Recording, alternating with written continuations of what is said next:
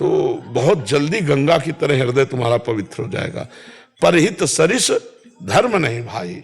अगर हम दूसरे का उपकार करने को मिल जाए तो और अपनी बातें सब बतानी नहीं चाहिए। एक बार काशी में घाट में बैठे थे तो एक अपंग कुष्ठ पड़े थे ऐसे, और हम बहुत दूर थे ऊंचाई में, वहां बहुत बड़े बड़े खंडर हैं, तो चुपचाप एकांत में बैठ करके चिंतन, तो वहां से दृष्टि कोई वर्षा शुरू हुई, तो ऊंचाई से पानी बड़ी रफ्तार से आता। तो एक युगल किशोर संत थे, हम कहा युगल किशोर ये जिंदा है या मरे? बोले नहीं बाबा जिंदा। हम कहा अरे यार ये पानी की धारा आ रही, इनको तो बहा के गंगा में। अरे बोले बाबा काशी। अरे हम कहा काशी है, हम आंखों से देख रहे हैं कि बोले कुष्ठी है, उसके को मवाद सब चूता है। अरे रुको, फौरन अचला कसा और नजदीक गए। हाँ ऐसे थे, उनको ऐसे उठाया, बल था शरीर में उस समय, कोई किडनी विडनी का कोई चक्कर नहीं था, तो ऐसे उठाया हाथ में और सीढ़ियां चढ़कर ऊपर बारंडे में ले गए जहाँ संत निवास था। संतों ने मना किया है इनको यहाँ। अरे हम कहा 1 मिनट में आपकी भी दुर्दशा ऐसी हो सकती है, आप वो कैसे घृणा करते हो। जब उनको लिटाया ना और उन्होंने धीरे से ऐसे हाथ मवाद भरा हमारे ऐसे, तो ऐसा लगा हमें कि हमें कैसे बताएं, जैसे हम विश्व का सब कुछ प्राप्त कर लिया। एकदम हृदय इतना शीत, और वो आंखों से देख करके ऐसा लग रहा था कि वात्सल्य झर रहा है उनके। हमें लगा कि भगवान शिव हम पर कृपा करने के लिए नाटक किए, वही इस रूप में।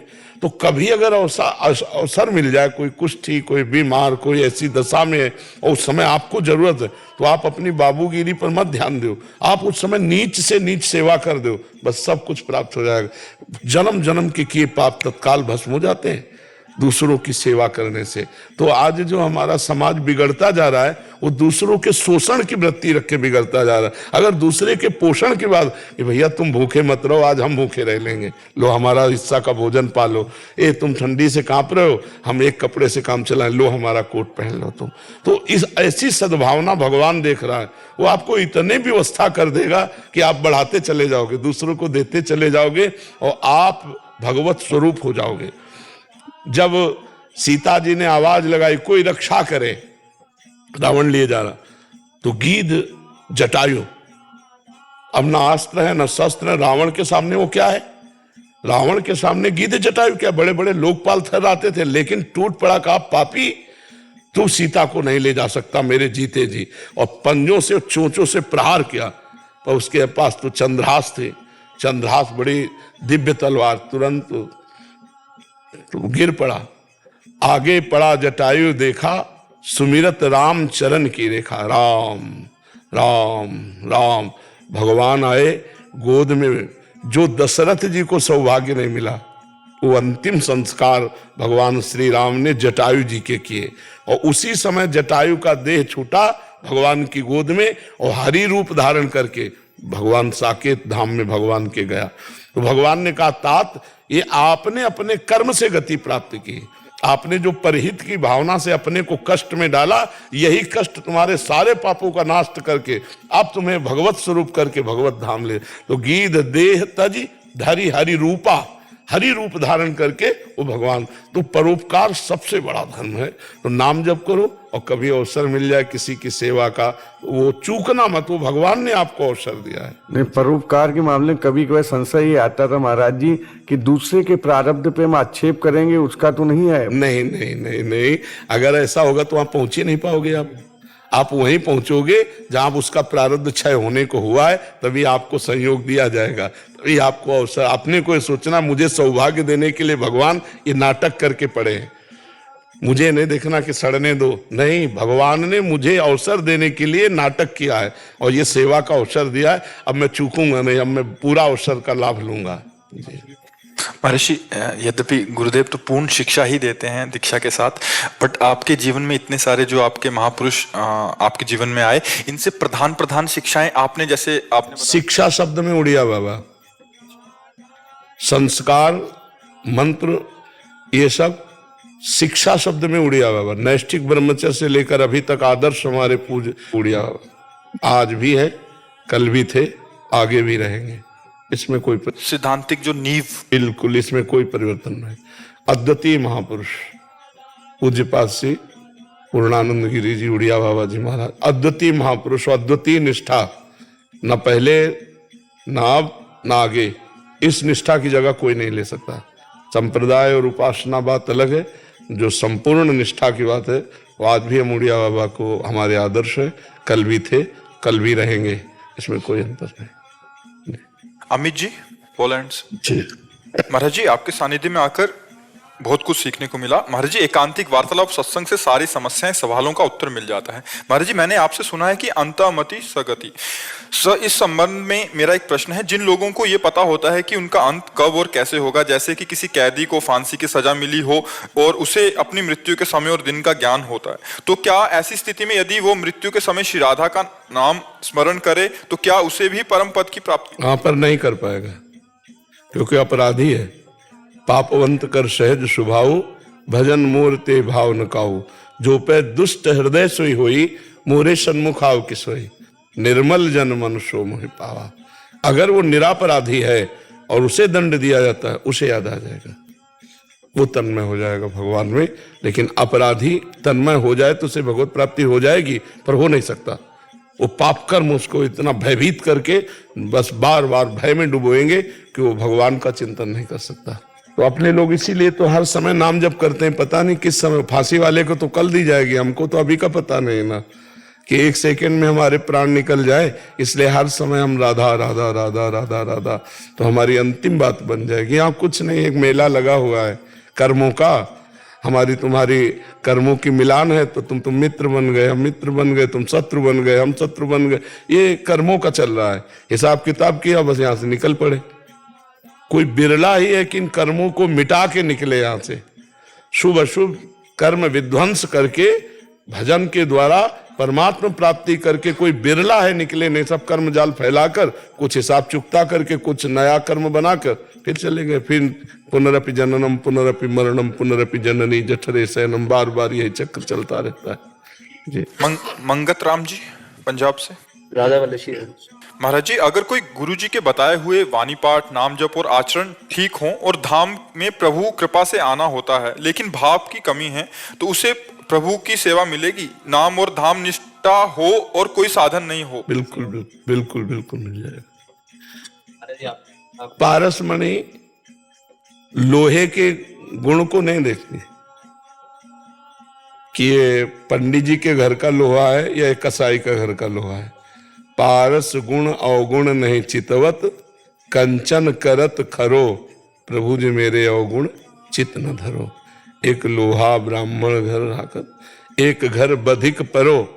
पारस गुण अवगुण नहीं चितवत, कंचन करत खरो, प्रभु जी मेरे अवगुण चित न धरो। आलय बन वसत संग पारस के, आयस कनक समान भयम।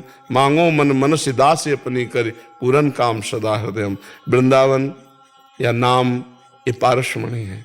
हमें छू लिया तो हम भगवान की सेवा के योग्य बन जाएंगे।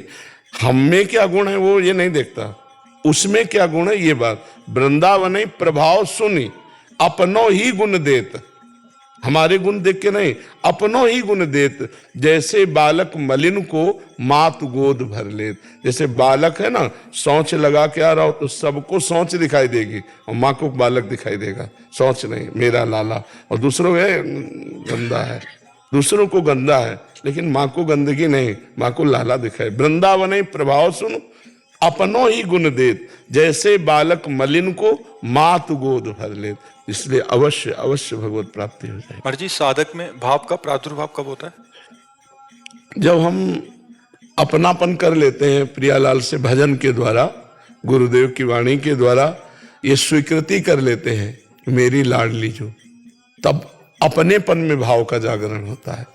जब तक अपनापन नहीं आएगा तब तक भाव जागृत नहीं होता। और जहां भाव आया तो फिर तो बात बन गई। भावोत्सवेन भजताम रस काम धेनुम। अगर भाव नहीं आया है और वो ऐसे ही ठसक में है कि मैं प्रियाजू का हूं, मैं वृंदावन का हूं, मैं गुरु जी का हूं, अंदर कोई भाव नहीं, तो भी इस ठसक के अनुसार उसे भाव की प्राप्ति शरीर छूटते छूटते हो जाएगी या शरीर छूटने के बाद प्राप्त हो जाएगी। क्योंकि जो देह होती है वो भाव देह ही तो होती है। जो सहचरी बपू है या गोपी, तो गोपी भाव, सहचरी भाव, इसी भाव देह की प्राप्ति तो होती है, वो श्री जी करा देती है। वो महाराज जी, मैं, आप तो सब जानते हैं कितना मैं साधन कर रहा हूँ, क्या आचरण है मेरे। मैं तो बस यही चाहता हूँ कि मुझे आप अपनी शरण में ले लो और निज सके बिना। निज सखी तो सहाय है, इसमें क्या अंतर है।